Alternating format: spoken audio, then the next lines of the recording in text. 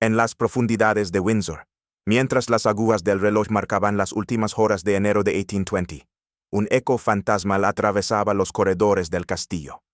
No era el viento helado del invierno inglés, sino los gemidos de un hombre que una vez gobernó el imperio más vasto de la tierra.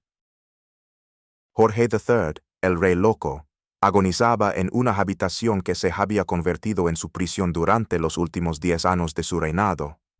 Sus muñecas, marcadas por las ligaduras que lo habían sujetado durante las crisis de demencia, ahora temblaban débilmente sobre las sábanas empapadas de sudor. Los ojos que una vez miraron con determinación la rebelión americana, ahora vagaban sin rumbo por las sombras danzantes de las velas. Pero la pregunta que atormentara a los historiadores por siglos permanece sin respuesta. ¿Fue realmente la locura lo que mató a Jorge III? ¿O hubo algo más siniestro detrás de su deterioro final? Porque sus propios hijos permitieron que fuera tratado como un animal enloquecido en los últimos años de su vida. La muerte de un rey siempre reescribe la historia, pero la muerte de Jorge III no solo cerró un capítulo de 60 años de reinado, sino que desveló los secretos más oscuros de una corona que había perdido América, que había enfrentado a Napoleón, y que ahora se desintegraba en los delirios de un monarca cuya mente había naufragado en un océano de confusion.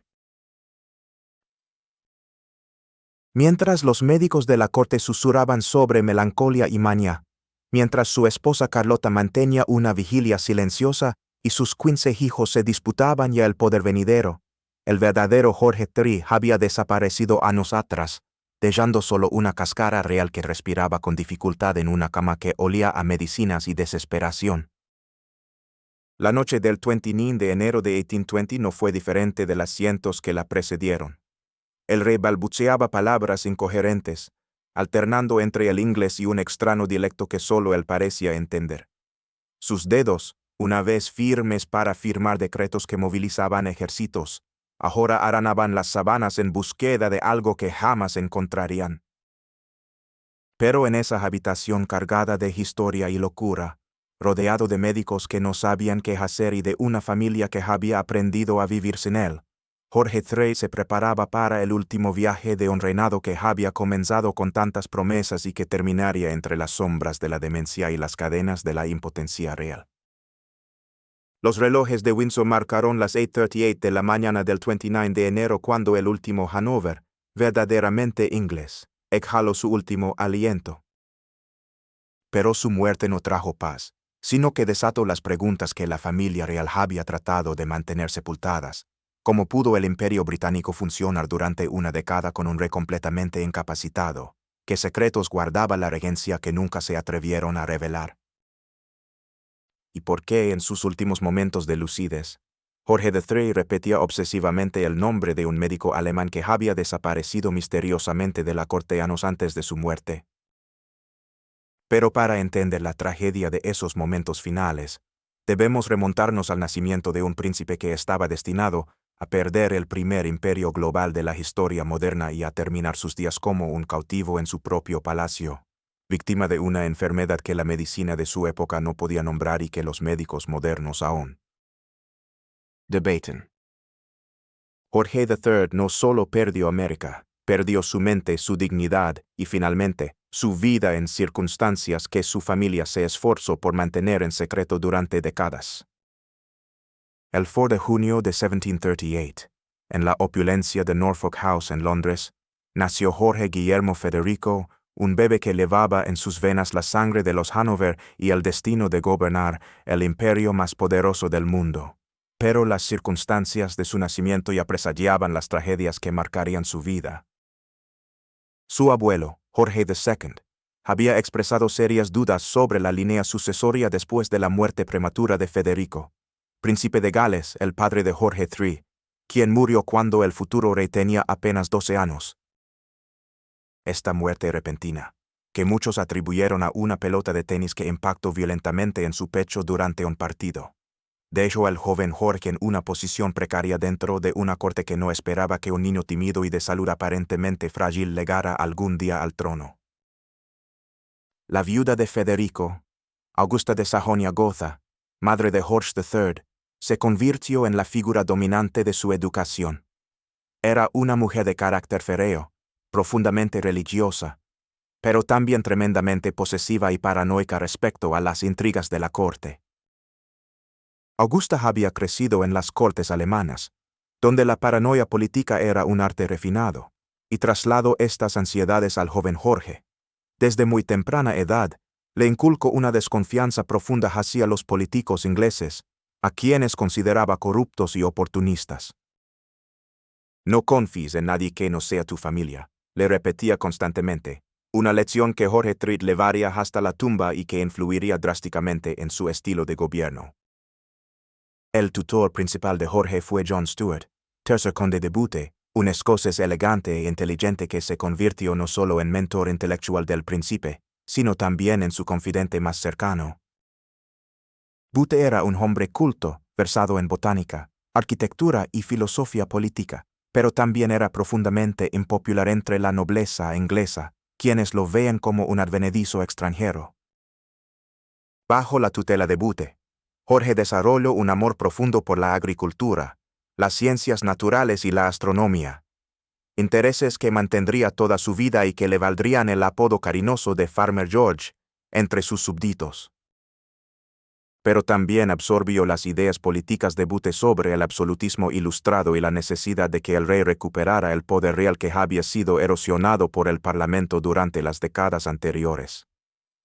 La educación de Jorge Teré fue exhaustiva pero también aislante. Mientras otros jóvenes nobles de su edad se mezclaban libremente en los círculos sociales de Londres, Jorge fue mantenido en un ambiente protegido, rodeado principalmente de tutores alemanes y escoceses que reforzaban su sensación de ser diferente, de estar destinado a algo grandioso pero también peligroso. Esta educación intensiva incluyó no solo las materias tradicionales de un príncipe, latín, griego, historia, matemáticas, sino también estudios detallados sobre agricultura, manufactura y comercio, materias que sus predecesores habían considerado beneath a royal prince. Jorge III sería el primer rey Hanover en tener un conocimiento profundo de cómo funcionaba realmente la economía de su reino, pero tal vez el aspecto más significativo de su educación fue el énfasis puesto en la moralidad personal y la pureza religiosa. Augusta y Bute estaban decididos a que Jorge fuera diferente de sus predecesores Hanover, quienes habían sido conocidos por sus excesos sexuales, su glotonería y su falta de interés genuino en el bienestar de Inglaterra. Jorge fue criado con una disciplina casi monástica, se levantaba al amanecer, dedicaba horas a la oración, estudiaba con intensidad feroz y se acostaba temprano. No se le permitían amistades superficiales, aventuras amorosas casuales o cualquier forma de diversión que sus tutores consideraran frívola. Esta crianza rigurosa forjaría un carácter de increíble determinación y rectitud moral, pero también sembraría las semillas de una personalidad obsesiva y propensa a la ansiedad extrema. A los 18 años, Jorge había desarrollado ya los rasgos de carácter que definirían su reinado. Era meticuloso hasta la obsesión, moralmente inflexible, profundamente religioso, y poseía una memoria excepcional para los detalles. Podía recitar de memoria largas listas de datos sobre la producción agrícola de diferentes condados. Conocía el nombre de cientos de oficiales de su ejército y había desarrollado un sistema personal de notas y recordatorios que llenaba decenas de cuadernos. Pero también era socialmente tímido, propenso a arrebatos de ira cuando las cosas no salían como él esperaba, y mostraba ya los primeros signos de la rigidez mental que más tarde se convertiría en algo mucho más preocupante. El año 1751 marcó un punto de inflexión en la vida del joven Jorge. Su abuelo, Jorge II, comenzó a incluirlo en las reuniones del Consejo Privado, exponiéndolo por primera vez a las realidades brutales de la política internacional. Europa estaba en constante guerra, el Imperio Británico se expandía a un ritmo vertiginoso y las tensiones con Francia alcanzaban niveles peligrosos. Jorge observaba estas discusiones con una intensidad que incomodaba a los cortesanos veteranos. Tomaba notas meticulosas, hacía preguntas penetrantes y mostraba una comprensión intuitiva de las complejidades del poder que sorprendía a hombres con décadas de experiencia política. Pero fue durante este periodo que también comenzaron a manifestarse los primeros episodios de lo que los médicos de la época llamaban melancolía nerviosa. Jorge experimentaba periodos de intensa ansiedad, durante los cuales se obsesionaba con detalles menores y perdía la capacidad de tomar decisiones simples. Podía pasar horas debatiendo consigo mismo sobre la elección de un traje, o sobre la redacción exacta de una carta que debía enviar. Estos episodios eran breves y fueron inicialmente atribuidos al estrés de su preparación para gobernar, pero en retrospectiva, los historiadores médicos han identificado en ellos los primeros síntomas de la enfermedad que eventualmente lo destruiría. El Lord Booth, preocupado por estos episodios, consultó discretamente con varios médicos de Londres, quienes recomendaron una combinación de ejercicio físico intenso, dieta vegetariana y lo que llamaban terapia de ocupación mental, esencialmente, mantener la mente del príncipe tan ocupada con tareas constructivas que no tuviera tiempo para querer. En melancolía. Esta prescripción médica resultó profética. Durante el resto de su vida, Jorge III combatiría sus episodios depresivos sumergiéndose obsesivamente en el trabajo, ya fuera dirigiendo personalmente las operaciones militares contra las colonias americanas rebeldes, supervisando personalmente los detalles de construcción de nuevos edificios reales, o dedicándose con fervor maniático a experimentos agrícolas en Windsor. La muerte de Jorge II el 25 de octubre de 1760 transformó instantáneamente al tímido príncipe de 22 años en Jorge III, rey de Gran Bretaña e Irlanda y elector de Hanover. La coronación, celebrada el 22 de septiembre de 1761 en la Abadía de Westminster, fue un espectáculo de magnificencia sin precedentes, pero también reveló los primeros signos de las excentricidades que marcarían su reinado. Jorge insistió en que la ceremonia siguiera exactamente los rituales prescritos en los libros históricos, sin las modificaciones informales que sus predecesores habían adoptado. Cuando el arzobispo de Canterbury intentó acelerar algunas partes de la liturgia, Jorge se negó rotundamente, insistiendo en que cada palabra fuera pronunciada correctamente y cada gesto ejecutado con precisión ritual. Pero fue durante los preparativos para su matrimonio que las obsesiones de Jorge III alcanzaron nuevos niveles de intensidad. Su madre Augusta y Lord Booth habían seleccionado cuidadosamente a Carlota de Mecklemburgo-Strelitz como su esposa, una princesa alemana de 17 años que era conocida por su inteligencia, su virtud y su falta total de experiencia política. Jorge nunca había visto a Carlota antes del día de su boda, pero había leído extensivamente sobre su educación, su familia, e incluso había hecho que artistas viajaran secretamente a Alemania para pintarla sin que ella lo supiera. Durante los meses previos a la boda, Jorge escribió decenas de cartas a Booth, obsesionándose sobre cada detalle del encuentro, qué debía decir, cómo debía comportarse, qué temas de conversación serían apropiados. El matrimonio celebrado el 8 de septiembre de 1761 en la capilla real del Palacio de St. James fue sorprendentemente exitoso desde el punto de vista personal, pero también reveló aspectos perturbadores de la personalidad de Jorge.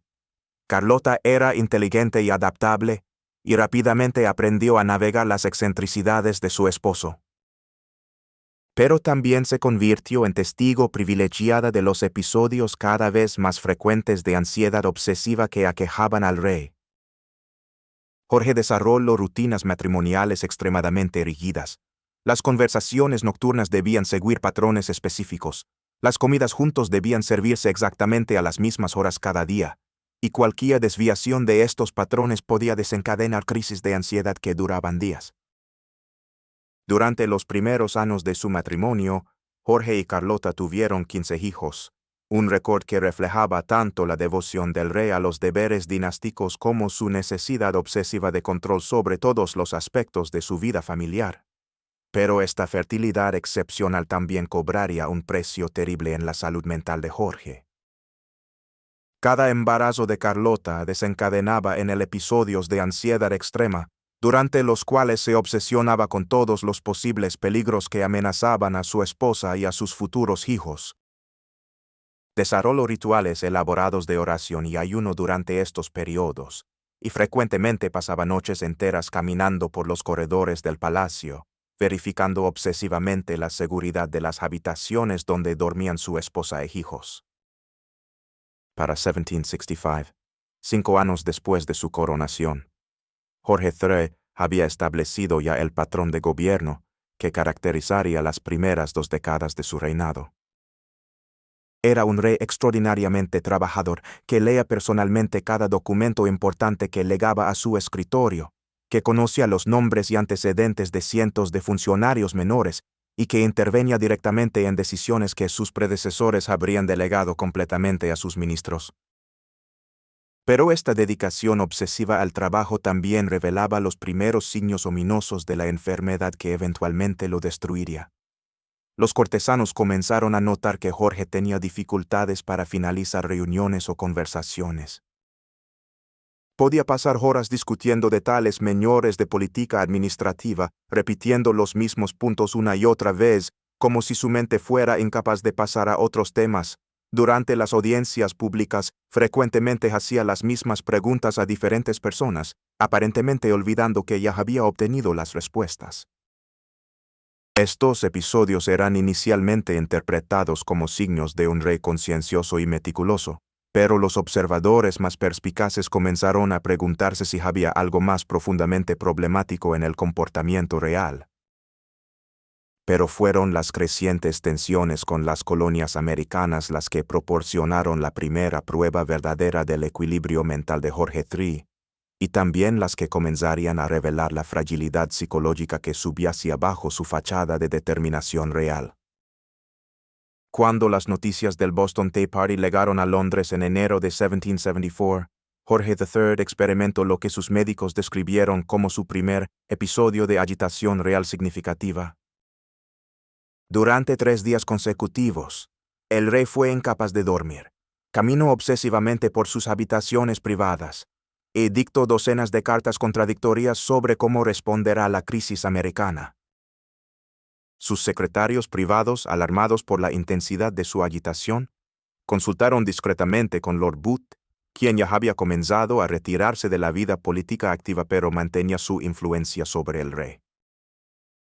La respuesta de Jorge III a la crisis americana revelaría tanto su determinación inquebrantable como los primeros signos claros de la rigidez mental que más tarde se convertiría en demencia. Su reacción a la rebelión colonial fue visceral e implacable. Los colonos deben ser aplastados o nosotros seremos esclavos, escribió en una carta privada a Lord North, su primer ministro. Pero esta determinación también se manifestó en formas cada vez más obsesivas y problemáticas.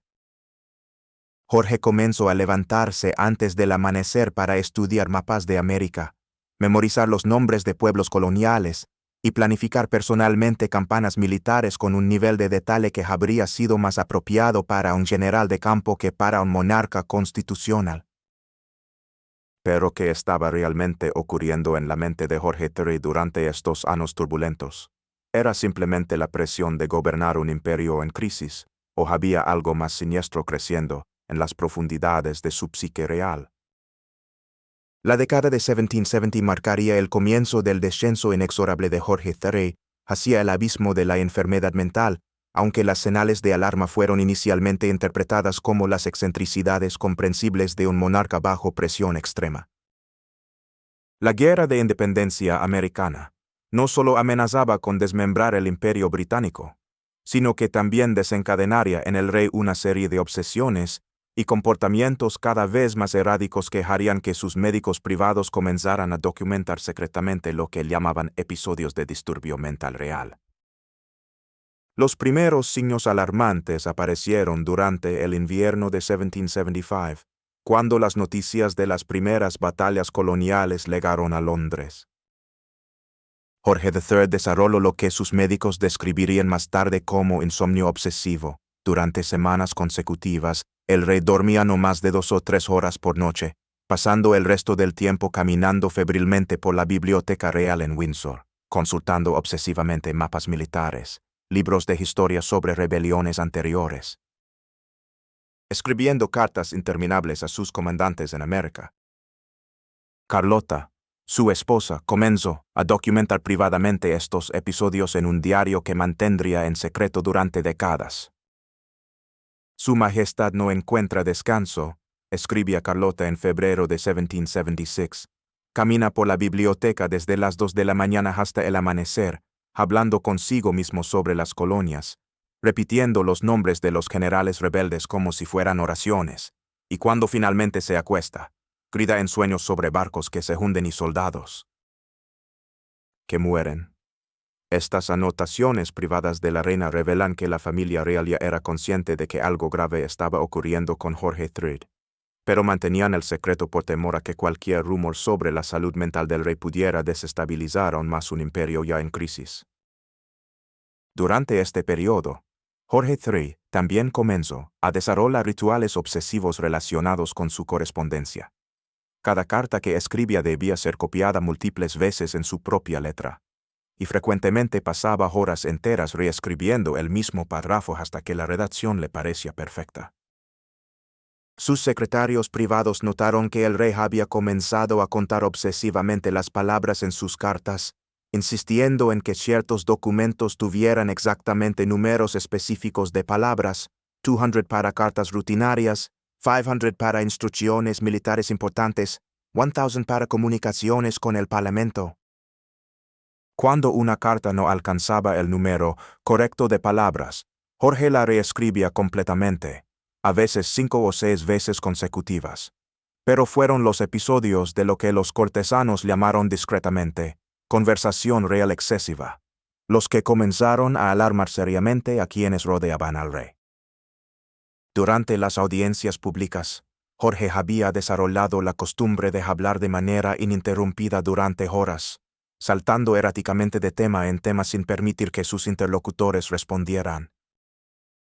En una audiencia particularmente memorable con Benjamin Franklin en 1775, antes de que éste abandonara Londres definitivamente, Jorge habló durante 4 horas consecutivas sobre agricultura, astronomía, la historia de los Tudor y las técnicas de construcción naval, mientras Franklin permanecía de pie, incapaz de interrumpir o de retirarse debido al protocolo real. Lord North, el primer ministro de Jorge III durante la mayor parte de la guerra americana, comenzó a documentar privadamente estos episodios con creciente preocupación. Su Majestad parece incapaz de permitir que las conversaciones lleguen a su fin natural, escribió North en una carta confidencial a Lord Sandwich en 1777, y cuando finalmente se detiene, a menudo ha olvidado completamente el tema original que estábamos discutiendo. Ayer me convocó para hablar sobre los nuevos regimientos que se están enviando a América, pero durante 3 horas habló exclusivamente sobre sus experimentos con diferentes tipos de fertilizantes en Windsor, y cuando finalmente intenté mencionar los regimientos, pareció sorprendido de verme allí, los médicos reales, encabezados por Sir George Baker, médico principal del rey, comenzaron a reunirse secretamente para discutir lo que estaban observando.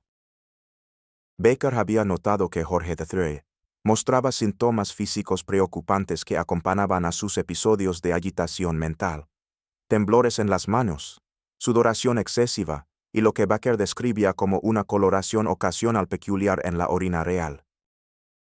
Estos síntomas físicos, combinados con los episodios mentales, llevaron a Baker a consultar discretamente con médicos en Edimburgo y París, buscando cualquier referencia en la literatura médica que pudiera explicar lo que estaba ocurriendo con el rey.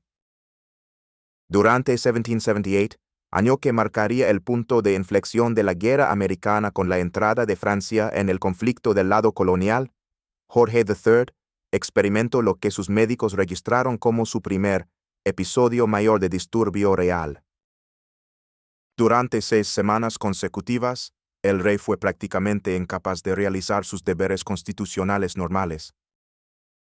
Pasaba días enteros en su habitación privada, hablando de manera incoherente sobre conspiraciones imaginarias, repitiendo obsesivamente fragmentos de oraciones en latín y alternando entre periodos de agitación extrema y periodos de estupor casi catatónico. Durante uno de estos episodios, documentado detalladamente por Sir George Baker, Jorge III se convenció de que los criados franceses del palacio, había varios empleados principalmente en las cocinas, estaban envenenando gradualmente su comida. Esta paranoia lo llevó a rechazar todas las comidas preparadas en las cocinas reales durante 10 días, alimentándose únicamente de frutas que él mismo seleccionaba del invernadero real y de pan que horneaba personalmente en un horno pequeño instalado en sus habitaciones privadas. Carlota, aterrorizada por el estado de su esposo, suplicó discretamente a Lord Bute que regresara temporalmente a la corte para ayudar a manejar la crisis. Bute, ya anciano y retirado, regresó a Londres en marzo de 1778 y quedó horrorizado por lo que encontró. El Jorge III que había educado y mentoreado era irreconocible. Su ropa estaba descuidada, su famosa meticulosidad personal había desaparecido, y sus ojos mostraban una intensidad frenética que Bute describió como la mirada de un hombre que está siendo perseguido por demonios invisibles. Más alarmante aún, Jorge había comenzado a hablar sobre voces que escuchaba durante la noche, voces que le daban consejos contradictorios sobre cómo manejar la guerra en América. Fue durante esta crisis que se tomó la decisión de consultar secretamente con especialistas en enfermedades mentales. Dr. Thomas Willis, uno de los primeros médicos ingleses en estudiar sistemáticamente la locura, fue discretamente invitado a examinar al rey sin que Jorge se diera cuenta de que estaba siendo evaluado psiquiátricamente. Willis observó al rey durante varias semanas, asistiendo a audiencias públicas disfrazado como secretario menor, y su evaluación fue profundamente perturbadora. Su Majestad manifiesta todos los signos de lo que nuestros colegas continentales llaman mania intermitente, escribió Willis en un informe confidencial a Sir George Baker, alternando entre periodos de agitación extrema y periodos de melancolía profunda, con episodios ocasionales de lo que solo puedo describir como separación completa de la realidad presente. Durante mis observaciones, he visto al rey mantener conversaciones prolongadas con personas que claramente no estaban presentes en la habitación, responder a preguntas que nadie había hecho, y mostrar una preocupación obsesiva con amenazas imaginarias que considera completamente reales. La recuperación parcial de Jorge III durante el verano de 1778 permitió que la corte mantuviera la ficción de que el rey había estado simplemente indispuesto debido al estrés de la guerra. Pero los episodios habían dejado cicatrices permanentes en la psique real y habían establecido un patrón que se repetiría con frecuencia creciente durante los años siguientes. Jorge desarrolló una ansiedad obsesiva sobre su salud mental, verificando constantemente con sus médicos si sus pensamientos y comportamientos eran normales, pero al mismo tiempo negándose rotundamente a reconocer que había experimentado cualquier cosa fuera de lo ordinario. La pérdida definitiva de las colonias americanas en 1783, marcada por la humillante paz de París, desencadenó en Jorge III el episodio depresivo más severo de su vida hasta ese momento. Durante casi 4 meses, el rey se negó a aparecer públicamente, delegando todas las ceremonias reales a otros miembros de la familia. Pasaba días enteros en la cama, alternando entre llanto incontrolable y periodos de silencio casi catatónico. Carlota, que había dado a luz a su 14º hijo apenas 3 meses antes, se vio obligada a manejar tanto los deberes ceremoniales de la reina como el cuidado privado de un esposo que había caído en una depresión tan profunda que los médicos temían por su vida.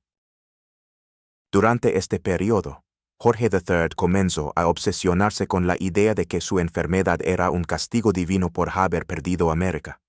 Pasaba horas en la capilla real de Windsor, orando con una intensidad que alarmaba al clero, y desarrolló la convicción de que solo a través de penitencia extrema podría recuperar la salud mental. Esta penitencia incluía ayunos prolongados, largas sesiones de oración nocturna y lo que él llamaba examen de conciencia real. Sesiones de autoflagelación psicológica durante las cuales repasaba obsesivamente cada decisión que había tomado durante la crisis americana, buscando los pecados que habían causado su enfermedad. Pero fue durante 1788 que Jorge III experimentaría la crisis mental más severa y pública de su reinado hasta ese momento, un episodio tan dramático y prolongado que llevaría al Parlamento al borde de establecer una regencia formal. Los síntomas comenzaron durante el verano con episodios de agitación creciente, pero para octubre habían escalado hasta convertirse en una crisis que amenazaba la estabilidad constitucional del reino. El episodio comenzó de manera aparentemente inocua. Durante una cena familiar en Windsor en octubre de 1788, Jorge comenzó a hablar sobre música, un tema que normalmente le producía gran placer. Pero en lugar de su conversación usual sobre compositores y técnicas musicales, Jorge comenzó a divagar sobre las matemáticas secretas de la armonía, insistiendo en que había descubierto conexiones ocultas entre las progresiones de acordes y los movimientos planetarios. La conversación, que inicialmente pareció una excentricidad filosófica encantadora, se extendió durante 4 horas ininterrumpidas, mientras Jorge hablaba febrilmente sobre códigos musicales cósmicos que solo él podía descifrar. Durante las semanas siguientes, estos episodios de habla obsesiva se intensificaron dramáticamente. Jorge desarrolló la convicción de que los compositores de música de cámara habían estado insertando mensajes secretos en sus partituras. Mensajes dirigidos específicamente a él y relacionados con conspiraciones políticas que amenazaban su trono. Comenzó a pasar días enteros analizando partituras musicales, buscando estos códigos ocultos, y llenando cuadernos con cálculos matemáticos incomprensibles que, según él, revelaban las conexiones entre la música y las conspiraciones políticas. Sir George Baker, alarmado por la escalada de los síntomas, consultó nuevamente con Dr. Willis, quien esta vez recomendó una intervención más directa. Su Majestad ha perdido contacto significativo con la realidad compartida, escribió Willis en noviembre de 1788, y los episodios ya no pueden ser ocultados de la observación pública. Es imperativo que tomemos medidas para proteger tanto la salud del rey como la estabilidad del reino. Pero Jorge III se resistía violentamente a cualquier sugerencia de que necesitaba tratamiento médico especial. Durante una audiencia particularmente tensa con Lord North, Jorge gritó: «No estoy loco. Los locos son aquellos que no pueden ver las conspiraciones que me rodean. Los códigos están por todas partes, en la música, en los libros, en los gestos de los cortesanos».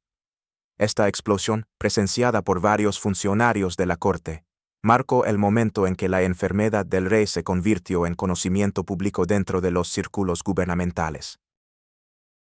La crisis alcanzó su punto máximo en diciembre de 1788, cuando Jorge III atacó físicamente al príncipe de Gales durante una reunión familiar. Según los testigos, Jorge se había convencido de que su hijo mayor estaba participando en una conspiración para envenenarlo, y cuando el príncipe intentó calmarlo tocando su hombro, Jorge interpretó este gesto como un intento de atacarlo. La pelea, que requirió la intervención de varios guardias para separar al rey de su hijo, dejó cicatrices emocionales permanentes en la familia real y convenció definitivamente a Carlota de que su esposo necesitaba cuidado médico intensivo. Pero ¿qué había desencadenado esta escalada tan dramática en la condición de Jorge III? ¿Era simplemente la progresión natural de una enfermedad mental hereditaria, o había factores externos específicos que habían acelerado su deterioro?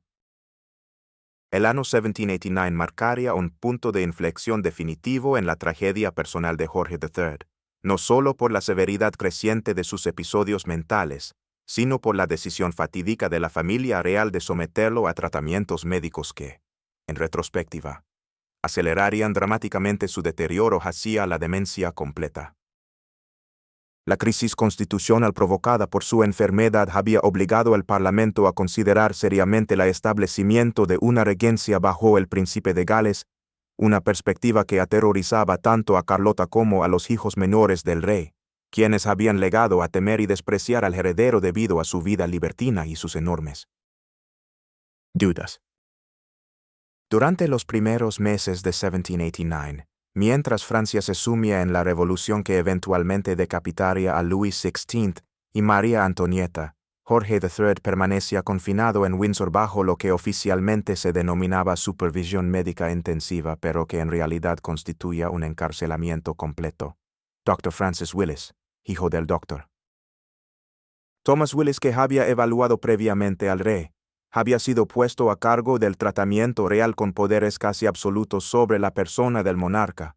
Willis era un pionero en el campo de la medicina mental, pero sus métodos, considerados avanzados para la época, hoy serían vistos como tortura sistemática. El tratamiento comenzó con lo que Willis llamaba terapia de restricción física total. Jorge III fue confinado a una habitación especialmente preparada en Windsor, donde cada mueble había sido acolchado para prevenir autolesiones y donde el rey era mantenido en una camisa de fuerza durante la mayor parte de las horas del día. La restraint física es esencial, escribía Willis en sus notas médicas, para prevenir que su majestad se dañe a sí mismo durante los episodios de agitación, pero también para establecer una rutina disciplinada que ayude a restaurar la razón.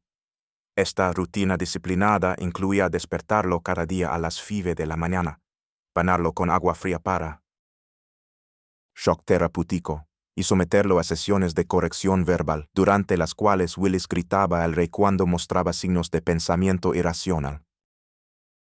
Pero el aspecto más perturbador del tratamiento era lo que Willis denominaba terapia de confrontación real.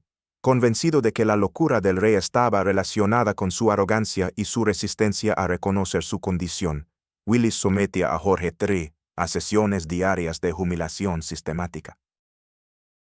Durante estas sesiones, el rey era forzado a permanecer de pie durante horas mientras Willis y sus asistentes lo interrogaban sobre sus delirios, corregían violentamente cualquier signo de comportamiento que consideraran inapropiado, y lo obligaban a repetir frases como «estoy enfermo y necesito curación», hasta que Willis quedaba satisfecho con el nivel de sumisión demostrado.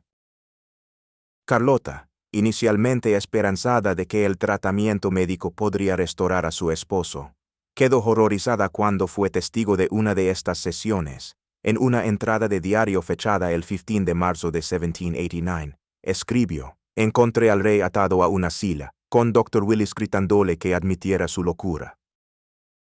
Jorge lloraba como un niño, pero cada vez que comenzaba a hablar, Willis lo interrumpía exigiendo que hablara racionalmente. Mi esposo, el rey de Inglaterra, ha sido reducido a un animal enjaulado, y me dicen que esto es medicina. Dios perdone lo que estamos permitiendo. Durante este periodo, Jorge III desarrolló lo que los médicos modernos reconocerían como síntomas de estrés postraumático severo, superpuestos a su condición mental subyacente. Los tratamientos de Willis habían quebrantado no solo su resistencia física, sino también su identidad psicológica como rey. Jorge comenzó a referirse a sí mismo en tercera persona, diciendo cosas como «el rey está muy enfermo» o «el rey debe hacer lo que los médicos ordenan», como si hubiera desarrollado una disociación completa entre su persona privada y su identidad real. Pero tal vez el aspecto más trágico de este periodo fue la transformación en las relaciones familiares de Jorge III. Sus hijos menores, que habían sido educados para adorar y respetar a su padre como figura paternal y monarca, ahora lo veían ocasionalmente cuando los médicos lo consideraban lo suficientemente estable para recibir visitas familiares supervisadas. Estos encuentros eran desgarradores. Jorge, todavía en camisa de fuerza y claramente sedado con opio, trataba desesperadamente de actuar como el padre cariñoso que había sido, pero sus palabras eran frecuentemente incoherentes y sus gestos limitados por las restricciones físicas. La princesa Augusta, una de las hijas menores del rey, describió una de estas visitas en una carta a su hermana. «Papá trató de bendecirme, pero sus manos estaban atadas, así que intento hacer el gesto con la cabeza. Sus ojos están tan tristes, y cuando traté de contarle sobre mis estudios de pintura, comenzó a llorar y dijo que había olvidado cómo era ser feliz, doctor». Willis dijo que esto era progreso, que papá estaba reconociendo su condición, pero solo parecía un hombre completamente quebrantado. A medida que 1789 avanzaba, se hizo evidente que los tratamientos de Willis, lejos de curar al rey, habían acelerado su deterioro mental. Jorge desarrolló una fobia severa a los médicos y a cualquier persona vestida de blanco, entrando en pánico cada vez que escuchaba pasos acercándose a su habitación. También comenzó a mostrar signos de lo que hoy reconoceríamos como demencia temprana. Pérdida significativa de memoria a corto plazo, confusión sobre la identidad de personas familiares, y episodios de desorientación temporal durante los cuales creía que todavía estaba luchando contra los colonos americanos. Durante el otoño de 1789, Carlos IV de España envió discretamente a un médico de la corte española para observar el tratamiento del rey inglés, como parte de una misión diplomática ostensiblemente rutinaria. Dr. Diego Álvarez, el médico español, había estudiado enfermedades mentales en Italia y Francia, y su evaluación confidencial del estado de Jorge III fue devastadora. Su Majestad Británica ha sido sometida a tratamientos que habrían quebrantado la mente de un hombre sano, escribió Álvarez en un informe secreto al rey español, y la condición que estos tratamientos pretenden curar se ha agravado dramáticamente. En mi opinión profesional, el rey Jorge no se está recuperando, está siendo sistemáticamente destruido.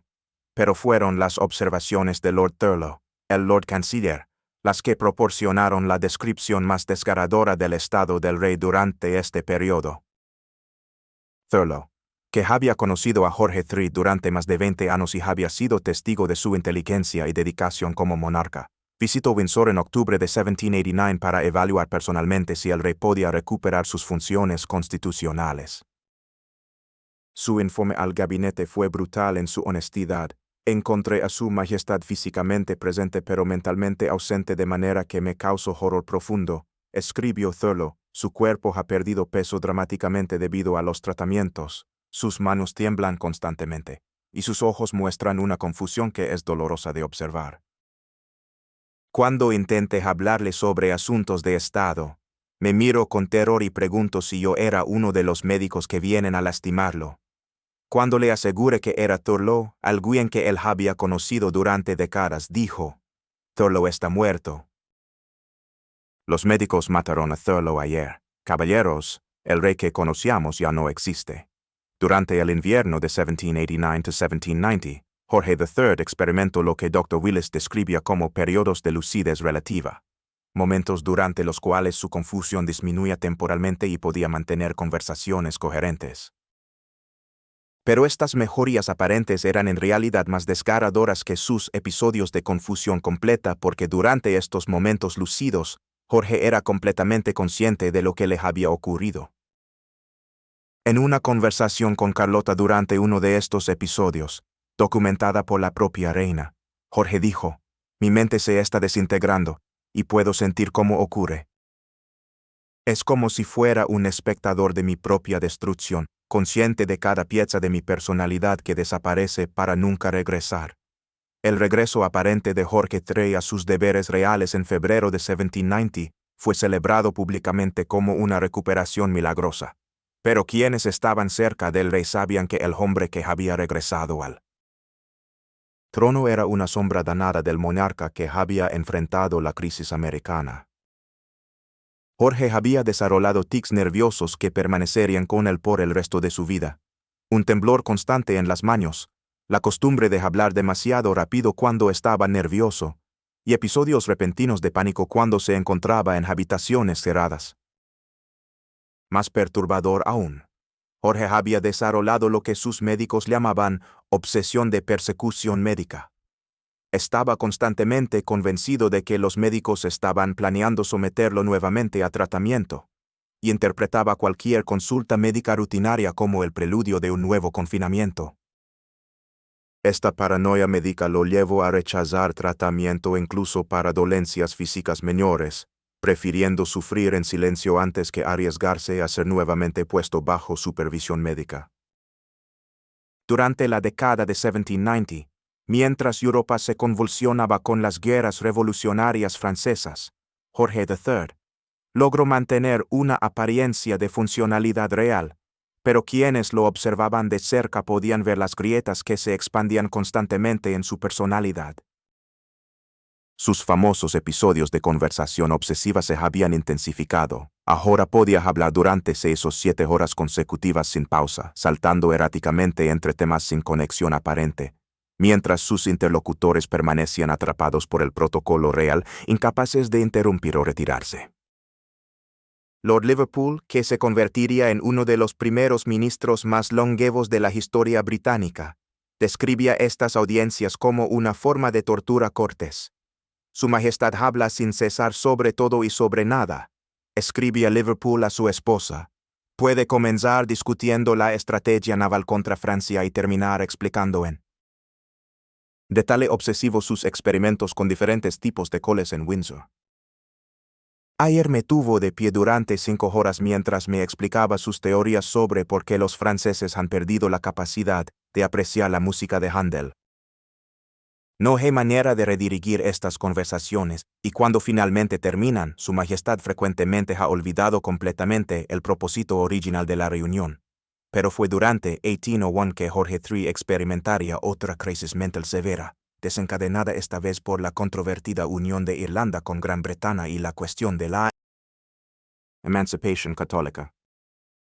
La crisis comenzó cuando William Pitt el Joven, su primer ministro, propuso permitir que los católicos ocuparan cargos públicos, como parte del acuerdo para la Unión Irlandesa. Jorge, cuya educación religiosa había sido intensamente protestante, interpretó esta propuesta como un ataque directo a sus juramentos de coronación y a su identidad como defensor de la fe protestante. La reacción del rey a esta propuesta reveló cómo su enfermedad mental había distorsionado su comprensión del mundo.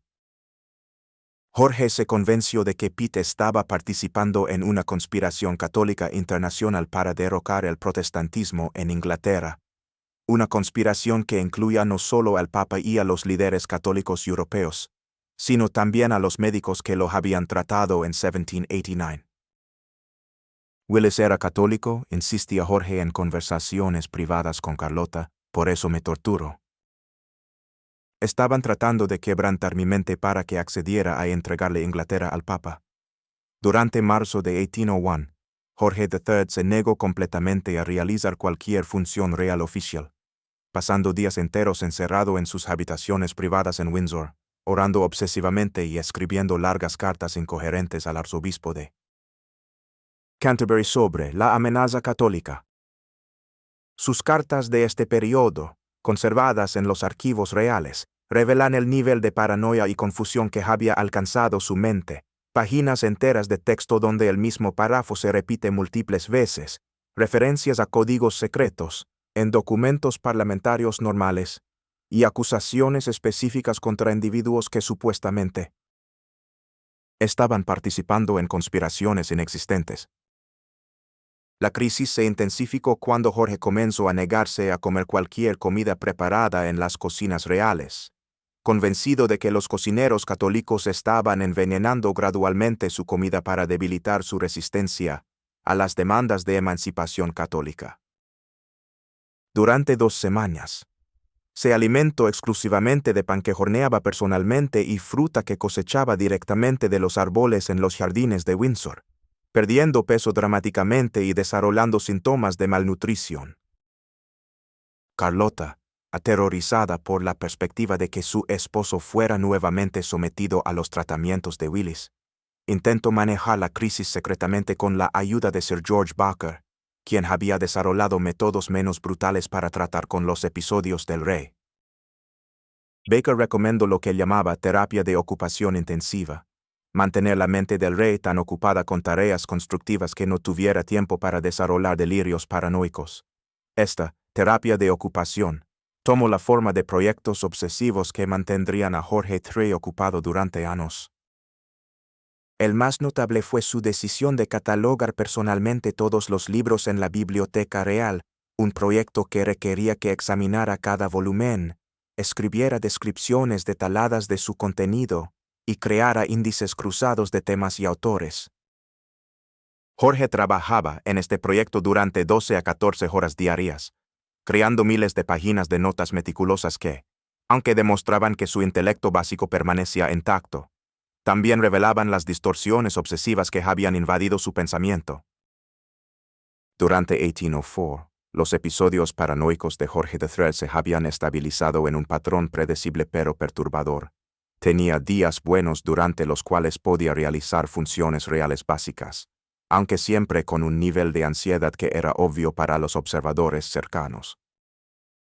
Pero también tenía días malos, durante los cuales estaba completamente convencido de que estaba siendo envenenado, espiado o preparado para un nuevo confinamiento médico. La corte había aprendido a identificar los signos tempranos de estos días malos y a ajustar el calendario real en consecuencia. Pero ¿qué estaba realmente ocurriendo en el cerebro de Jorge III durante estos años de deterioro gradual? ¿Y cómo logró la familia real mantener la ficción de un rey funcional mientras que la realidad era cada vez más diferente? Los años que precedieron la muerte final de Jorge III fueron un descenso lento pero inexorable hacia una demencia que lo convertiría, en sus últimos días, en poco más que un fantasma de sí mismo, arrastrando las cadenas invisibles de una mente completamente fragmentada. El episodio mental final del rey, que comenzó en octubre de 1810, sería diferente de todas las crisis anteriores. Esta vez no habría recuperación, no habría periodos de lucidez relativa, solo una larga noche de confusión que duraría hasta su muerte una década después. La crisis de 1810 fue desencadenada, irónicamente, por la muerte de su hija menor, la princesa Amelia, quien murió de tuberculosis a los 27 años después de una enfermedad prolongada y dolorosa. Jorge III había mantenido una vigilia obsesiva durante los últimos meses de la enfermedad de Amelia, negándose a aceptar los pronósticos médicos y convenciéndose de que su amor paternal podría de alguna manera detener la progresión de la tuberculosis. Cuando Amelia murió el 2 de noviembre de 1810, Jorge experimentó lo que Dr. Matthew Bailey, su médico principal en ese momento, describió como un colapso mental completo del cual su majestad nunca se recuperara. Durante las primeras semanas después de la muerte de Amelia, Jorge III alternaba entre periodos de llanto incontrolable y estados catatónicos durante los cuales permanecía completamente inmóvil durante horas. Pero gradualmente, su dolor se transformó en algo más perturbador, una negación completa de la realidad de la muerte de su hija. Jorge comenzó a insistir en que Amelia estaba simplemente visitando Alemania y que regresaría para Navidad. Ordenaba que su habitación fuera mantenida exactamente como había estado cuando él la vivía, que se le sirviera comida diariamente y que se mantuvieran conversaciones con la princesa Amelia ausente durante las comidas familiares. Carlota, que había mantenido durante décadas la fortaleza emocional necesaria para soportar las crisis mentales de su esposo, finalmente se quebrantó ante esta nueva manifestación de la enfermedad real. Mi esposo ha perdido contacto no solo con la realidad presente, sino también con la realidad de la muerte misma, escribió en una carta desesperada a su hermano en Alemania. Habla con Amelia como si estuviera presente en la habitación, le cuenta sobre los eventos del día, e incluso se enfada cuando ella no responde a sus preguntas. Los médicos dicen que este tipo de delirio es permanente, que no hay tratamientos que puedan restaurar su comprensión de la realidad básica. Durante este periodo, Jorge III también desarrolló una obsesión perturbadora con la música. Había comenzado a escuchar constantemente lo que describía como música celestial, que solo él podía percibir, música que según él estaba siendo interpretada por Amelia y otros miembros fallecidos de la familia real. Pasaba horas dirigiendo esta orquesta celestial invisible, moviendo las manos en el aire y cantando fragmentos de himnos religiosos en una voz que se había vuelto áspera y quebradiza debido a la edad y la enfermedad. Pero fue la decisión del príncipe de Gales de asumir formalmente la regencia lo que marcó el momento en que Jorge III se convirtió verdaderamente en un prisionero en su propio palacio. El acta de regencia de 1811 transfirió efectivamente todos los poderes reales al príncipe, mientras que Jorge fue confinado permanentemente a Windsor bajo lo que oficialmente se llamaba cuidado médico real. En realidad, esto significaba que el rey vivía en un estado de confinamiento casi total, permitiéndosele salir de sus habitaciones privadas solo para caminatas supervisadas en una sección cerrada de los jardines de Windsor. Dr. Robert Darling Willis, nieto del Dr. Francis Willis, que había tratado al rey en 1789, fue puesto a cargo del cuidado diario de Jorge III durante este periodo final. A diferencia de los métodos brutales de su abuelo, Robert Willis adoptó lo que él llamaba un enfoque de contención humanitaria. El rey no era físicamente torturado, pero tampoco se le permitía ninguna autonomía real. Cada aspecto de su vida diaria estaba reglamentado. Cuándo despertaba, qué comía, cuánto tiempo podía caminar, incluso cuándo podía ir al baño. Esta rutina rígida, aunque menos brutalmente abusiva que los tratamientos anteriores, redujo efectivamente a Jorge III a la condición de un niño supervisado. Durante 1812, Jorge III experimentó lo que sería su último periodo de semilucidez. Durante estas semanas, fue dolorosamente consciente de su confinamiento y de la transferencia de poder a su hijo. En una conversación con Dr. Willis, documentada en los archivos médicos reales, Jorge dijo: «Sé que ya no soy rey excepto en nombre. Sé que mi mente está rota y que nunca sañará. Pero lo que no puedo entender es por qué debo continuar viviendo como un espectáculo en una jaula real, mantenido vivo para el entretenimiento de médicos y cortesanos». Esta lucidez final fue particularmente desgarradora porque Jorge también se dio cuenta de que había perdido décadas de su vida a una enfermedad que no podía controlar ni comprender.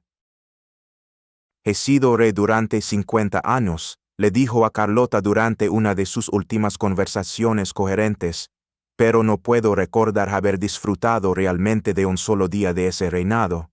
Siempre estaba preocupado por alguna crisis, siempre luchando contra los pensamientos extraños en mi cabeza, siempre temiendo el próximo episodio de locura». ¿Qué tipo de vida es esa para cualquier hombre, mucho menos para un rey?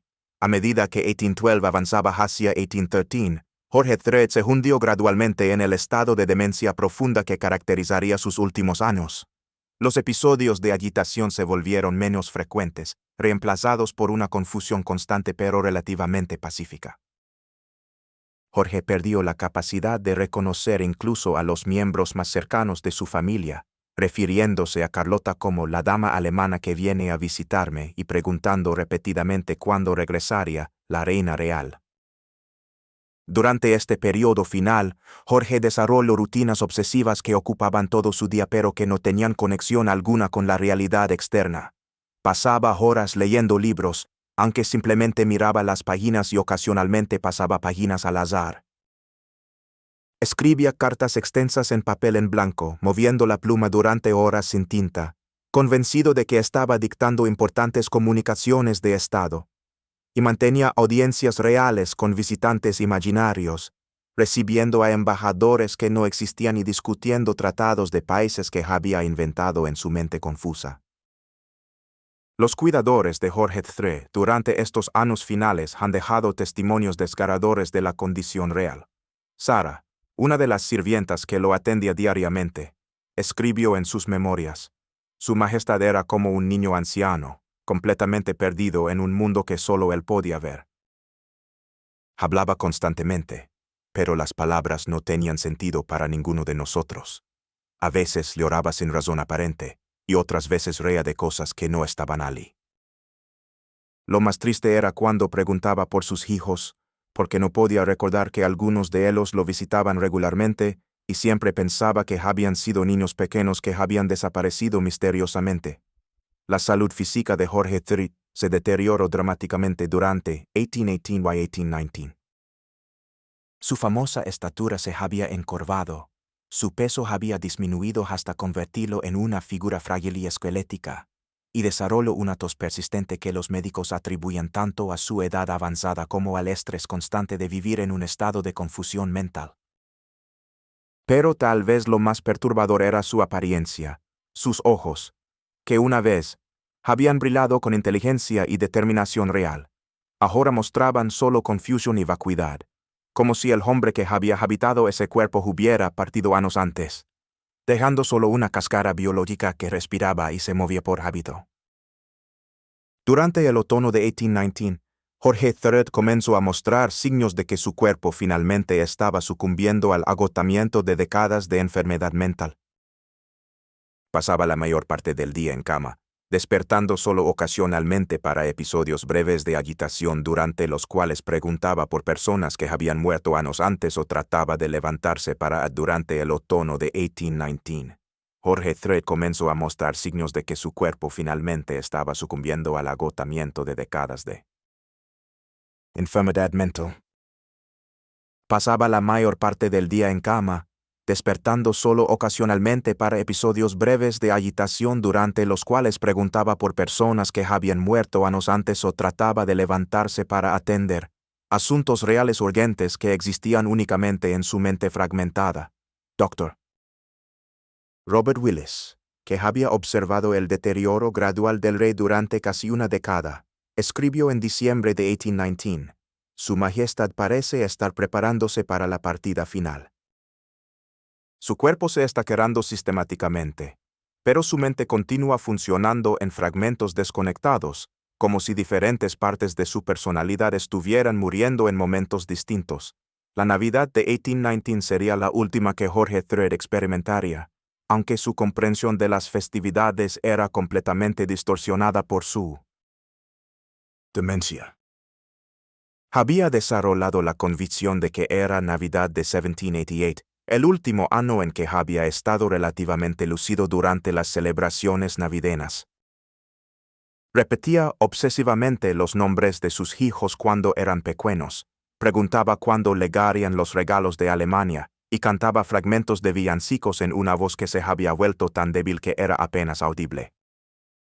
Carlota, que había mantenido la tradición de visitarlo diariamente durante más de una década de demencia, encontró estas celebraciones navideñas particularmente desgarradoras. «Mi esposo celebra una Navidad que ocurrió hace 30 años», escribió Carlota en su diario el 25 de diciembre de 1819. «Habla sobre nuestros hijos como si todavía fueran pequeños. Pregunta si la princesa Augusta ha sido buena este año para merecer muñecas nuevas, y me pide que cante canciones que solíamos cantar cuando éramos jóvenes». Por momentos, es como si el tiempo se hubiera detenido en su mente en los días felices, antes de que la enfermedad se lo llevara. Pero entonces pregunta por Amelia, esperando que ella venga a cantar con nosotros, y recuerdo que incluso sus memorias felices están contaminadas por la confusión. Durante enero de 1820, el deterioro físico de Jorge Thread se aceleró dramáticamente. Desarrolló dificultades respiratorias severas que los médicos atribuían a una combinación de edad avanzada, debilidad general y lo que llamaban fatiga mental extrema. Su apetito, que había sido irregular durante años, prácticamente desapareció y perdió peso tan rápidamente que sus ropas le quedaban como vestimentas para un esqueleto. Pero tal vez lo más alarmante era que sus periodos de confusión se habían vuelto más silenciosos. En lugar de los episodios de habla obsesiva que habían caracterizado décadas de su enfermedad, Jorge ahora pasaba días enteros en silencio, con los ojos abiertos pero completamente ausentes, como si su mente hubiera comenzado a desconectarse de su cuerpo. El 27 de enero de 1820, Dr. Willis notó un cambio significativo en el comportamiento del rey. Jorge había pasado la noche anterior en un estado de agitación inusual, llamando repetidamente por el doctor Baker. Sir George Baker había muerto años antes, y insistiendo en que necesitaba preparar los documentos para el final de la guerra americana. Pero durante la mañana del 27, cayó en un estupor profundo del cual solo emergía ocasionalmente para susurrar palabras ininteligibles. Willis, alarmado por este cambio súbito, envió mensajes urgentes a la familia real informándoles que el final podría estar próximo. El príncipe de Gales, que había evitado visitar a su padre durante meses debido a la incomodidad que le causaba presenciar la demencia real, llegó a Windsor el 28 de enero acompañado por varios de sus hermanos. El encuentro entre el príncipe y su padre moribundo fue documentado por Dr. Willis como profundamente perturbador para todos los presentes. Jorge Thread, que no había reconocido a ningún miembro de su familia durante años, pareció tener un momento de reconocimiento parcial cuando el príncipe de Gales entró en la habitación. «Papá me miró directamente», el príncipe escribiría más tarde en una carta privada, «y por un momento terrible pensé que iba a recuperar la lucidez justo antes de morir». Dijo mi nombre, claramente George, y luego añadió, el rey está muy cansado. Pero cuando traté de responder ya había vuelto a su confusión, preguntando si yo era uno de los médicos nuevos y pidiendo que no lo lastimara. Fue imposible no llorar. Durante la noche del 28 al 29 de enero, Jorge III experimentó lo que los médicos describieron como episodios intermitentes de claridad final, momentos breves durante los cuales parecía consciente de que se estaba muriendo. Durante uno de estos episodios, documentado por una enfermera que lo atendía, Jorge dijo, la corona es muy pesada, alguien debe tomarla ahora. Cuando la enfermera le preguntó si se refería al príncipe de Gales, Jorge respondió, todos mis hijos. La corona los aplastara como me aplastó a mí. Pero el episodio más desgarrador de estas últimas horas ocurrió cerca del amanecer del 29 de enero, cuando Jorge III experimentó su último momento de lucidez verdadera. Carlota estaba sentada junto a su cama cuando él abrió los ojos y la reconoció completamente por primera vez en años. Charlotte, dijo claramente, usando el nombre inglés que había adoptado para ella cuando se casaron casi 60 años antes. Perdóname por todos los años perdidos. No pude controlar lo que estaba pasando en mi mente. Carlota, que había esperado durante décadas por un momento de reconocimiento final, quedó inicialmente sin palabras. Cuando finalmente pudo hablar le dijo, no hay nada que perdonar, Jorge. Fuiste un buen rey y un buen esposo durante todos los años que pudiste serlo. Jorge sonrió débilmente y respondió, espero haber sido mejor rey de lo que fui padre. Mis hijos merecían un padre que no estuviera luchando constantemente contra su propia mente. Esta conversación final duró menos de 10 minutos antes de que Jorge volviera a hundirse en la confusión. Pero había proporcionado a Carlota la despedida que había necesitado durante tantos años de vigilia silenciosa junto a un esposo que ya no podía reconocerla. Las últimas horas de Jorge III fueron físicamente tranquilas pero emocionalmente cargadas para quienes lo observaban. Su respiración se volvió laboriosa y esporádica, y desarrolló lo que Dr. Willis describió como el estertor característico de un hombre cuyo cuerpo se está preparando para cesar el funcionamiento. Pero incluso en este estado final, Jorge continuó murmurando palabras inconexas, fragmentos de oraciones, nombres de personas fallecidas décadas antes, y ocasionalmente referencias a la música que viene de los jardines. Y las 8:30 de la mañana del 29 de enero de 1820, mientras las campanas de Windsor tocaban la hora, Jorge III experimentó lo que sería su último episodio de agitación. Se incorporó súbitamente en la cama, con una fuerza que sorprendió a todos los presentes y gritó, Amelia, los médicos han dicho que puedes regresar ahora. Sus ojos recorrieron la habitación como si estuviera buscando a su hija fallecida, y luego, con voz más suave, añadió, la guerra finalmente ha terminado. Podemos ir a casa. Fueron sus últimas palabras coherentes. Jorge III se recostó nuevamente en las almohadas, cerró los ojos, y su respiración se volvió cada vez más irregular. Dr. Willis, que había monitoreado su pulso durante toda la noche, notó que el corazón del rey había comenzado a latir de manera errática. A las 8:38 de la mañana, exactamente 59 años, 3 meses y 5 días después de su coronación, el corazón de Jorge III se detuvo definitivamente. La habitación quedó en silencio total durante varios minutos. Dr. Willis verificó múltiples veces que no había pulso, mientras Carlota permanecía inmóvil junto a la cama, sosteniendo la mano de su esposo que finalmente había dejado de temblar después de décadas de agitación nerviosa. El príncipe de Gales, ahora rey Jorge IV, fue el primero en hablar. El rey ha muerto, dijo formalmente, aunque su voz temblaba de emoción, que Dios salve al rey. Pero había algo profundamente perturbador en la paz súbita de la habitación después de décadas de vigilia médica constante. Jorge III, cuya mente había sido un torbellino de confusión durante 10 años, yacía finalmente inmóvil, con una expresión en su rostro que Dr. Willis describió como tranquila hasta el punto de parecer alivio. Sus manos, que habían temblado constantemente durante años, estaban completamente quietas. Sus labios, que habían murmurado palabras incoherentes durante miles de horas, estaban silenciosos para siempre. Pero tal vez lo más conmovedor de todo era que, en la muerte, Jorge III había recuperado algo de la dignidad real que la enfermedad le había robado durante tanto tiempo. Sin la agitación constante, sin la confusión en sus ojos, sin la necesidad de restricciones físicas o supervisión médica, el cuerpo del rey muerto parecía el de un monarca que finalmente había encontrado paz después de una vida de lucha contra enemigos tanto externos como internos. La muerte de Jorge III no trajo el alivio esperado a una familia real que había vivido durante décadas bajo la sombra de la demencia real, sino que desencadenó una serie de crisis y revelaciones que demostrarían cómo el largo reinado de un rey loco había distorsionado fundamentalmente la naturaleza de la monarquía británica. Los primeros momentos después de la muerte real estuvieron marcados por una combinación de protocolo ceremonial y pánico secreto, ya que la familia y los médicos se dieron cuenta de que la muerte del rey plantearía preguntas incómodas sobre cómo había sido posible gobernar un imperio global con un monarca completamente incapacitado durante una década. Dr. Robert Willis, quien había sido el cuidador principal de Jorge III durante sus años finales, se enfrentó inmediatamente al dilema de qué información médica debía ser revelada públicamente sobre la condición del rey fallecido.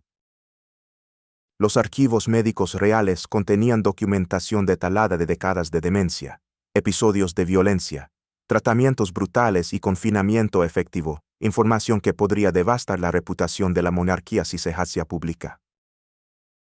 En las horas inmediatamente posteriores a la muerte del rey, Willis destruyó discretamente cientos de páginas de notas médicas, conservando solo los documentos que presentaban la enfermedad real en términos más benignos. Hemos decidido que el interés de la corona requiere que ciertos aspectos de la enfermedad de su difunta majestad permanezcan privados, escribió Willis en una nota confidencial al príncipe de Gales. Ahora Jorge IV, la historia oficial debe enfocarse en los años de servicio dedicado del rey, no en los detalles médicos que podrían ser malinterpretados por aquellos que no comprenden la naturaleza de la melancolía real. Esta decisión de ocultar la verdad completa sobre la condición de Jorge III establecería un precedente de secreto médico real que perduraría durante generaciones. El examen post-mortem del cuerpo de Jorge III, realizado por Dr. Matthew Bailey, uno de los anatomistas más respetados de Londres, reveló hallazgos que fueron inmediatamente clasificados como secreto de Estado.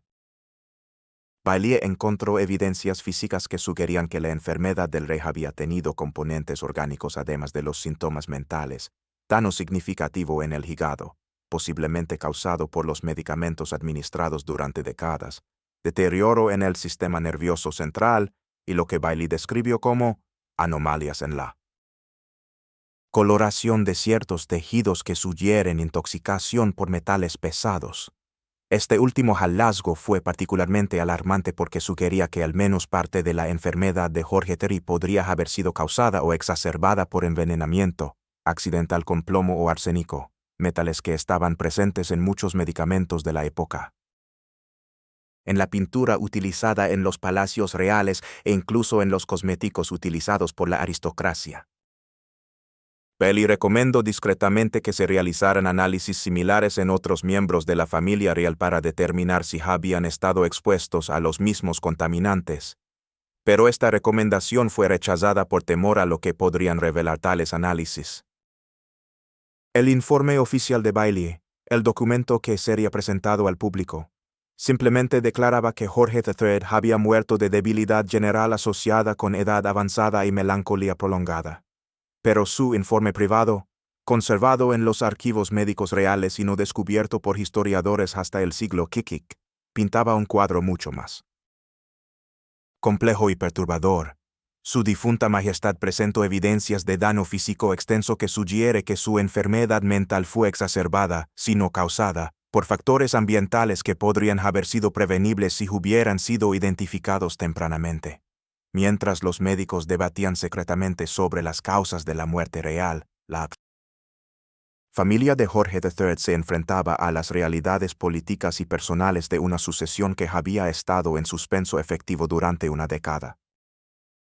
Jorge IV, que había funcionado como príncipe regente, finalmente era oficialmente rey, pero su relación con sus hermanos y hermanas había sido gravemente dañada por años de disputas sobre cómo manejar la enfermedad de su padre y sobre quién tendría control sobre las decisiones médicas y financieras relacionadas con el rey incapacitado.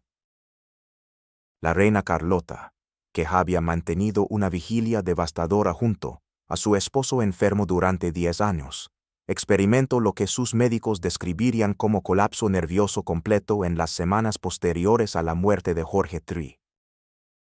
Durante más de 50 años de matrimonio, su vida había estado completamente definida por su papel como esposa del rey y madre de 15 hijos reales. Con Jorge muerto y sus hijos adultos con sus propias vidas independientes, Carlota se encontró sin identidad o propósito claro por primera vez desde su adolescencia. La reina ha perdido no solo a su esposo, sino también su razón de existir, escribió Lady Charlotte Finch, una de las damas de compañía más cercanas a Carlota. Durante décadas, cada día de su vida había sido estructurado alrededor del cuidado de su majestad y de mantener la ficción de una familia real normal a pesar de la enfermedad real. Ahora no sabe cómo llenar las horas que antes dedicaba a visitar al rey, a consultar con sus médicos y a proteger a los niños de los aspectos más perturbadores de la condición de su padre. Pero tal vez la revelación más impactante de los días posteriores a la muerte de Jorge III fue el descubrimiento de la extensión de su correspondencia secreta. Durante los años de demencia.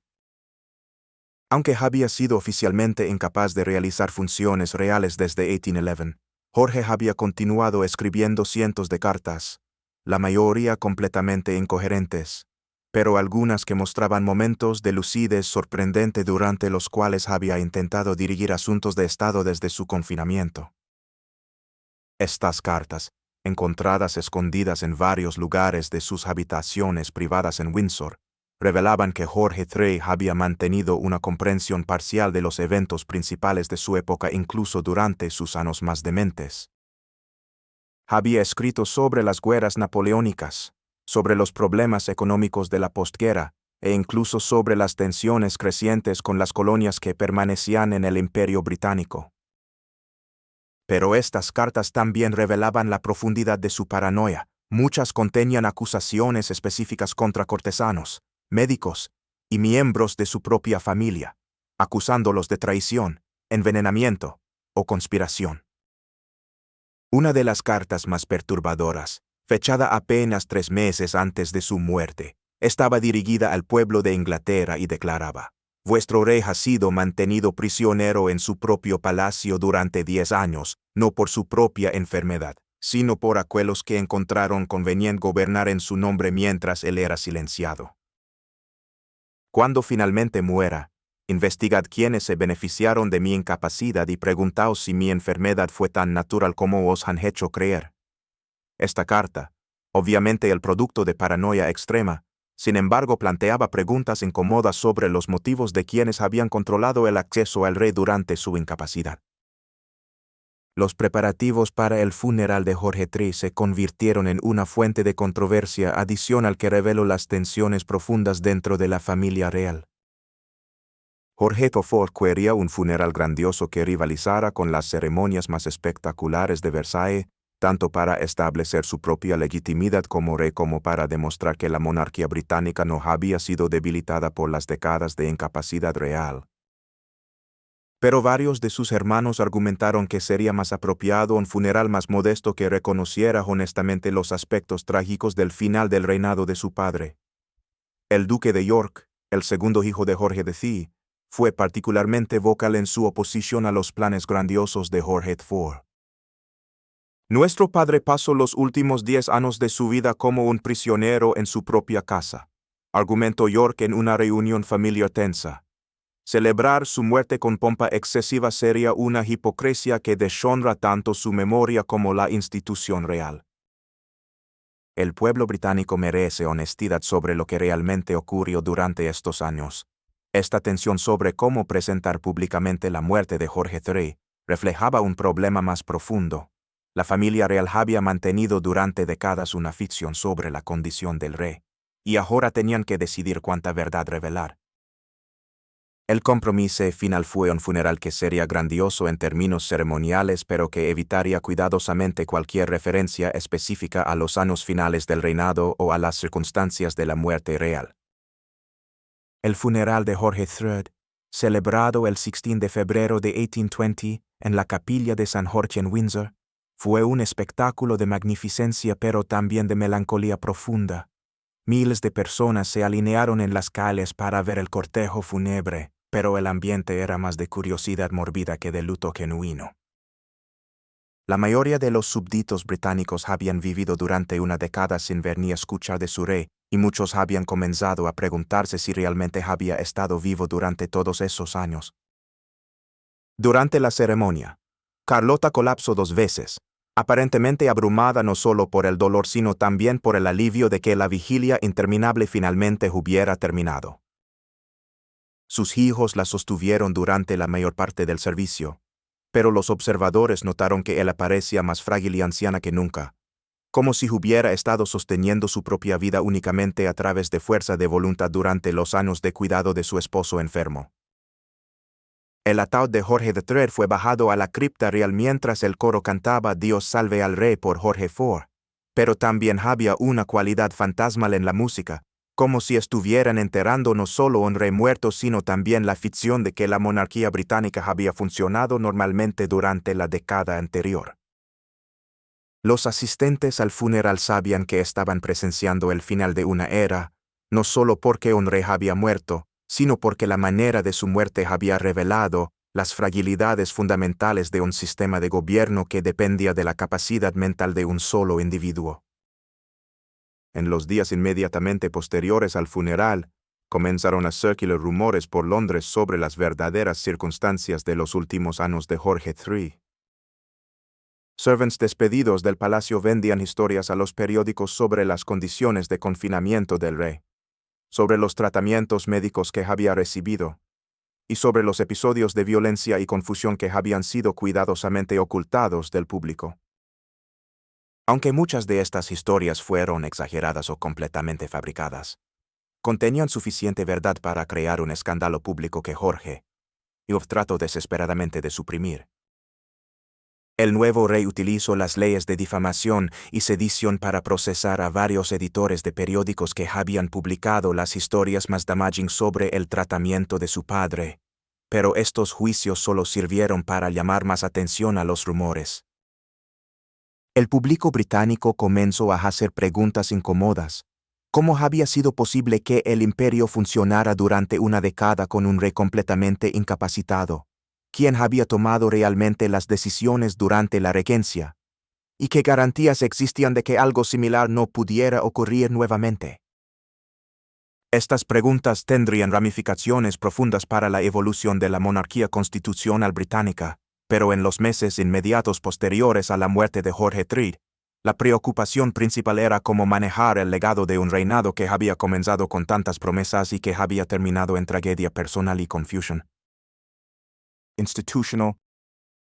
La muerte de Jorge III marcó el final no solo de la vida de un individuo, sino de una era completa en la historia de la monarquía británica, y las reverberaciones de su trágico final continuarían influyendo en la evolución política, médica y social de Gran Bretaña durante generaciones.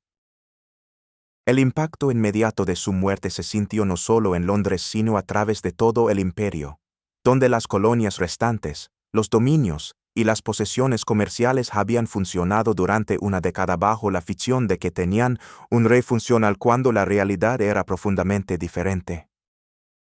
En los meses posteriores al funeral de Jorge III, parlamentarios de ambos partidos comenzaron a exigir una investigación completa sobre cómo había sido posible que el gobierno británico funcionara durante 10 años con un monarca completamente incapacitado. Lord Grey, líder de la oposición Whig, planteó la pregunta fundamental que definiría los debates parlamentarios durante meses: si el rey estuvo efectivamente muerto mentalmente desde 1810. ¿Qué legitimidad tuvieron las decisiones tomadas en su nombre durante una década que incluyó guerras, tratados internacionales y legislación doméstica? ¿Significativa? Esta pregunta no era meramente académica. Durante la década de demencia de Jorge III, Gran Bretaña había luchado y ganado las guerras napoleónicas, había establecido nuevas políticas comerciales con América, había expandido significativamente su imperio en India, y había implementado reformas legales importantes. Si todas estas decisiones habían sido tomadas efectivamente por regentes y ministros sin la autorización real genuina, ¿qué significaba esto para la legitimidad del sistema constitucional británico? La respuesta oficial del gobierno, articulada por Lord Liverpool, fue que la regencia había proporcionado continuidad constitucional adecuada y que todas las decisiones importantes habían sido tomadas con proper authority bajo las leyes existentes. Pero esta respuesta no satisfizo a los críticos, quienes argumentaron que el público británico tenía derecho a saber cuándo su monarca había perdido la capacidad de gobernar y que la ficción de un rey temporalmente indispuesto había sido una decepción fundamental de la democracia constitucional. Estas controversias llevaron directamente a la primera legislación formal en la historia británica que definía específicamente qué constituía incapacidad real y qué procedimientos debían seguirse si un futuro monarca perdiera la capacidad mental de gobernar. El Regency Act de 1821, aprobado durante el primer año del reinado de Jorge IV, estableció criterios médicos específicos para determinar incapacidad real, requirió evaluaciones médicas independientes, y creó procedimientos transparentes para transferir poder a un regente. Esta legislación fue revolucionaria porque, por primera vez en la historia británica, el Parlamento había establecido formalmente que la corona podía ser limitada por consideraciones médicas. Pero el impacto de la muerte de Jorge III se extendió mucho más allá de las reformas constitucionales.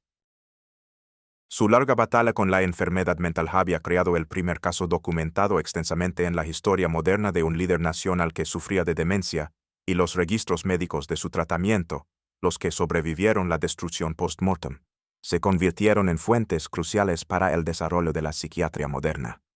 Dr. John Connolly, uno de los pioneros del tratamiento humanitario de la enfermedad mental, estudió extensivamente el caso de Jorge III, y argumentó que los métodos brutales utilizados para tratarlo habían probablemente acelerado su deterioro.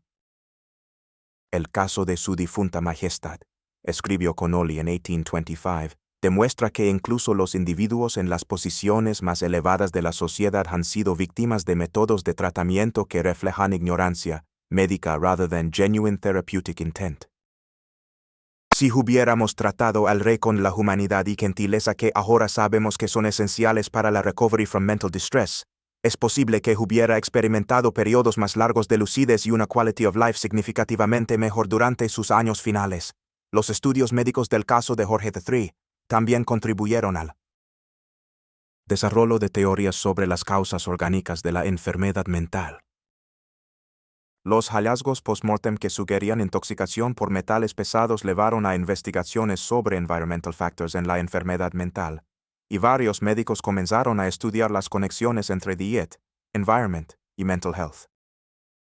Aunque tomaría más de un siglo antes de que se desarrollaran treatments efectivos para las condiciones que probablemente afectaron a Jorge III, su caso proporcionó uno de los primeros ejemplos documentados de la importancia de considerar factores físicos además de psicológico en el tratamiento de la enfermedad mental. El impacto personal de la muerte de Jorge III en su familia fue igualmente profundo y duradero.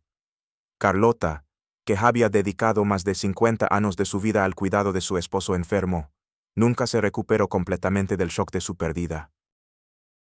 Murió menos de 2 años después que Jorge III, en noviembre de 1821, y muchos atribuyeron su muerte prematura al agotamiento físico y emocional de décadas of caring for un esposo mentally ill. Sus últimas palabras, according to Lady Charlotte Finch, fueron: "Finalmente puedo descansar. Jorge ya no me necesita". Los hijos de Jorge III también llevaron cicatrices emocionales permanentes de haber crecido con un padre whose mental illness había dominado sus childhood and adolescence. El duque de Kent, padre de la futura reina Victoria, desarrolló una obsesión lifelong con mental health y insisted en que todos sus hijos fueran regularly evaluated por médicos para detect early signs de mental illness. Esta paranoia, familiar sobre hereditary mental illness, influiría en las decisiones matrimoniales y reproductivas de la familia real durante generations. Jorge IV, as el nuevo rey, struggled constantemente con el legacy de su padre's mental illness. Public comparisons entre los dos reyes eran inevitable, y Jorge IV frequently faced rumors y speculations sobre su propia mental stability, particularly during periods de controversial decision-making o erratic behavior. Estas comparisons contribuyeron a su increasing isolation from public life y a su tendency towards excessive behavior, como una forma de compensation for insecurities sobre his legitimacy as king. Pero tal vez el impacto más significante de la experiencia de Jorge III fue su influence in public attitudes toward mental illness in general. Durante los siglos previos, mental illness había sido widely regarded como either divine punishment or evidence de moral failing. But el caso de Jorge III, un king who había been universally regarded como morally upright, religiously devout, y personally virtuous, forced British society to confront la possibility que mental illness podía affect cualquier person, regardless de their moral character or social position. Esta realización gradual contributed al development de más humane approaches to mental health care durante el siglo XIX. The brutal treatments que habían been inflicted in Jorge III came to be seen como barbaric, y reformers like John Connolly used el royal case como evidence para la necesidad de treating mental illness with compassion rather than punishment. El establishment de más humane asylums, el development de occupational therapy, y el gradual abandonment de physical restraints and mental health treatment all can be traced back, en part, to the lessons learned from el tragic case de Jorge III. Internationally, la death de Jorge III y las revelations sobre su decades de mental illness had profound implications para la percepción de British power y stability. European courts, que habían respected y feared British political y military strength durante las Napoleonic Wars, comenzaron a question whether Britain could maintain its international dominance con una monarchy que había proven vulnerable to such fundamental instability. Diplomatic correspondence from this period reveals que other European powers began to recalculate their relationships con Britain based on doubts sobre la long-term stability de its political system. On las American colonies que había lost durante su reign, Jorge III's death fury met con complex emotions. Many Americans who había lived through the Revolutionary War maintained personal animosity toward el king, who había opposed their independence tan vigorously. But reports sobre his mental illness y tragic final years también generated sympathy among some Americans who came to see him as a tragic figure rather than simply a tyrant. Thomas Jefferson, writing in 1821, reflected, "I cannot rejoice on la death de any man, y particularly not in la death de one whose opposition to our liberty may have been influenced by illness rather than evil intent." Perhaps history will judge Jorge III more kindly than we who lived through his reign. Las economic implications de Jorge III's death were también significant. La uncertainty sobre royal succession, combined con questions sobre la legitimacy de decisions made during la regency, contributed to market volatility and nervousness among investors. Insurance companies began, for la primera time, to consider royal incapacity como a risk factor on political insurance policies. Trade relationships cure had been established during la regency had to be renegotiated and reconfirmed under Jorge IV, creating additional economic uncertainty. But perhaps más importantly, la death de Jorge III forced British society to confront fundamental questions sobre la nature de hereditary monarchy on an age de increasing democratic sentiment. Si la capacity to govern effectively was essential para legitimate rulership, what justification could there be para a system que placed power on las hands de individuals whose fitness to rule was determined solely by birth rather than ability? These questions would continue to influence British political development throughout el siglo XIX, contributing ultimately to la gradual transformation de la monarchy into la largely ceremonial institution que exists today. Las historical assessment de Jorge III's reign had continued to evolve in the centuries since his death. Initially dismissed as el reign de a mad king who lost America, modern historians have come to appreciate the complexity de his character y la tragedy de his situation. Recent medical research has suggested his mental illness was likely caused by porphyria, a hereditary metabolic disorder. Could explain many of his symptoms. Was certainly not his fault. This medical understanding has led to more sympathetic historical evaluations. Recognize Jorge III como a man who struggled valiantly against una condition he could not understand or control. Yet, la fundamental questions raised by his death remain relevant today. How should democratic societies handle leaders who become incapacitated? What transparency do citizens have a right to expect regarding la mental y physical health de their leaders? How can political systems maintain stability when leadership becomes compromised? Las answers to these questions, first confronted seriously by British society following la death de Jorge III, continue to challenge democracies around the world. En el final analysis, Jorge III died as he had lived during his last decade, isolated, confused, while surrounded by those who claimed to act in his best interests, but whose true motivations remained suspect. His death marked el end not only to the longest reign on British history up to that point, but también el end de an era when monarchs could rule through personal will y determination alone. The tragedy de his mental illness, y la family's efforts to conceal it, revealed la fundamental vulnerabilities de hereditary systems. The government accelerated la evolution toward more accountable y transparent forms de political leadership. La cuestión que haunted Jorge III during his lucid moments, whether he had been a good king, remains difficult to answer. He had lost America, la most significant colonial possession on British history. He had struggled against democratic reforms that might have prevented later conflicts. He had suffered decades de mental illness que compromised his ability to provide effective leadership. Yet he had también overseen la expansión de British power globally. Había maintained personal moral standards que contrasted sharply con his predecessors, y había shown, within la limits de his understanding, genuine concern para el welfare de his subjects. Perhaps la most fitting epitaph para Jorge III is que he was a man who tried to do his duty as he understood it, under circumstances que no human being should have been forced to endure. His mental illness was not his fault, but it became his defining characteristic, eclipsing many positive aspects to his reign of personal character. In his death, he finally found la paix que had eluded him during decades de mental torment, pero el questions raised by his tragic end continue to resonate a través de history, reminding us de la human fragility que underlies even la most powerful institutions, y la importance de compassion in our treatment of those who suffer from mental illness, regardless of their station in life. La last king to truly believe on divine right monarchy died as a broken man, confined and controlled by others, having learned through bitter experience que even royal blood offers no protection against la vulnerabilities de human mental frailty. In his death, an era ended, y a more modern, more humble understanding de leadership began to emerge. One que recognized que effective governance requires not just inherited authority but mental capacity, compassion, y accountability to those who are governed.